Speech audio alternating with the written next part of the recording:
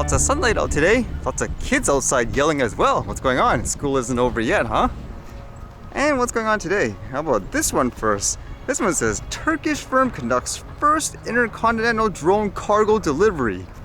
A logistics and courier company on Tuesday said it had carried what it said was Turkey's first intercontinental cargo delivery by an unmanned aerial vehicle. A drone successfully completed a cargo delivery between Kubuklu and Emirgan over the Bosporus Yerkesi cargo, said in a statement. The company says it has accelerated its autonomous investments since 2020 and engaged in the drone transport sector after inaugurating what it says is Turkey's largest automated transfer center and smart cargo lockers. So how does it work? It says the standard operating procedure begins when the courier loads the shipment intended for faster delivery into the UAV locker and selects the destination locker from the smart screens. The cargo loaded in the locker is measured by systems inside the locker and is raised to the UAV runway on top of the locker. Flying between the lockers, the UAV lands in the locker as soon as it receives a delivery order, loads the cargo autonomously, and delivers it to the other location within minutes. And they hope to do more by the sounds of it. It says here, quote, "We believe you will start seeing our unmanned land vehicles and even robot communications very soon. We will introduce this technology to the cargo industry very soon. We are proceeding with great care to digitize the entire process and reduce our carbon footprint." A lot of companies got into the drone delivery game early on, hoping it'll pay off in the future. So I guess like here, a lot of companies want to see their return of investment soon. And with that in mind, in terms of drones, there's a lot of news about drones being used in war. How about this one, though? I guess people don't like it in terms of certain manufacturers and all that. This one says, more arrests and charges over drone factory protests. Demonstrators have been at UAV Tactical Systems on Meridian Business Park, Bronson Town since last week. Leicestershire Police said a total of 41 people had now been arrested, with 24 facing charges including criminal damage, obstructing a highway, and obstructing a police constable. 17 people have been released on bail. A series of protests have taken place outside the site in recent years against UAV Tactical Systems, which is a subsidiary of Israel-based international defense electronics company Elbit Systems. Pro-Palestinian demonstrators spent 6 days on the roof of the factory in May 2021, while 2 protesters were fined for blocking the site entrance this year. Will the protests actually do anything? Because with all the tensions and plus the fact that when there's a lot of money involved, usually that's what wins. And this was kind of interesting. As you can tell, there's a lot of goslings and geese around now. A lot of people like it, but at the same time, people are saying it's become, I guess, a nuisance of sort, a hazard. For example, they leave too much poop. Before, to my knowledge, what they did was they tried to find the eggs and they got rid of it. But now, I guess they're thinking of just plain removing them, or I don't know, maybe capturing them and so forth. This one says, Vancouver Park Board approves lethal removal plan to control Canada goose population. I mean, when they say, quote, lethal, I'm guessing that means like kill them, correct?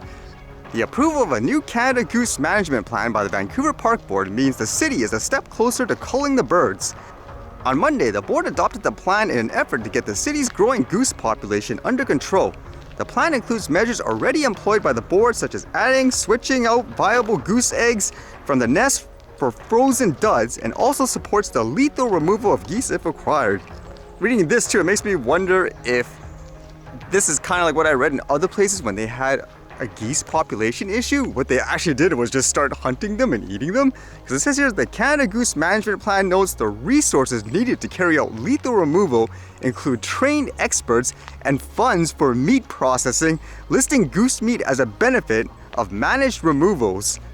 Although the funny thing is, I was reading how they're saying they kind of have to do this because there's no natural predators for the geese. Like, I'm thinking that can't be right. You saw the other day, for example, the raccoon tried to eat the gosling. I know the coyotes and stuff would eat them. It's just, I guess, for example, we got rid of a lot of the dangerous animals so they're safer.